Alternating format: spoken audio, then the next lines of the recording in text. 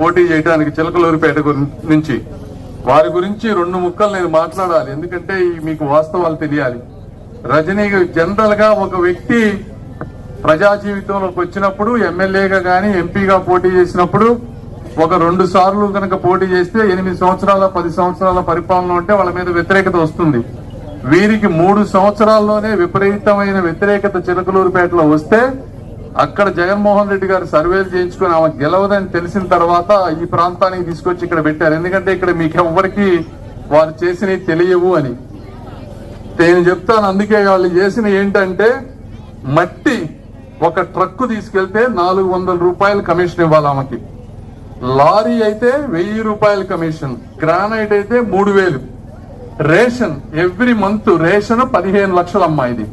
ఇది కాదు, ఇది వాస్తవం కాదు అని రజనీ గారిని వచ్చి ఆమెకి ఇష్టమైన దైవం మీద ప్రమాణం చేసి చెప్పమనండి, లేకపోతే నా కళ్ళల్లో సూటిగా చూసి చెప్పమనండి ఇవి వాస్తవాలు కాదు ఏమోనని.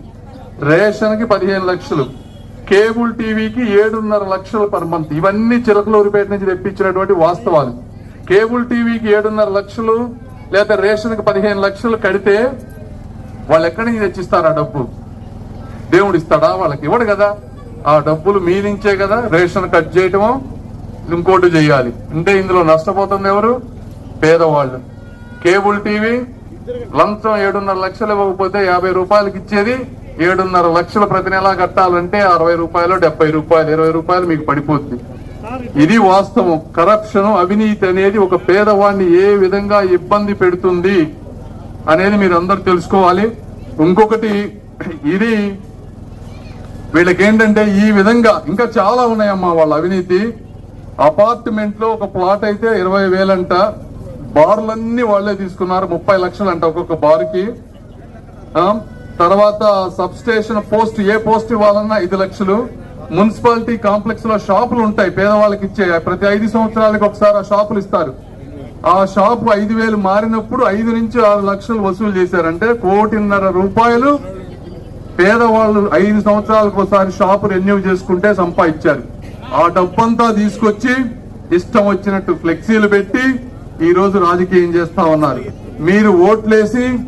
మీరు ఓట్లేసి గెలిపిస్తే పొరపాటునామని. దీనికి అర్థం ఏంటంటే ఎక్కడైనా మనం దోచుకుంటే ఆ డబ్బు పెట్టి మళ్ళీ రాజకీయం చేసి మళ్ళీ గెలవచ్చు. ఇప్పుడు ఇంకా డబుల్ దోచుకుంటారు, ఎందుకంటే ప్రతిసారి ఎలక్షన్స్ ఎక్స్పెన్సివ్ అయిపోతా ఉంటాయి. ఇది పరిస్థితి. ఇక్కడ ఉన్న వ్యక్తులు మేమిద్దరం కూడా ఇంతకు ముందు ఎక్కడ ప్రజా జీవితంలో ఉన్న వ్యక్తులం కాదు. మేము కష్టపడి సంపాదించుకున్న డబ్బు, వారు కూడా రియల్ ఎస్టేట్ హాస్పిటల్స్ పెట్టుకుని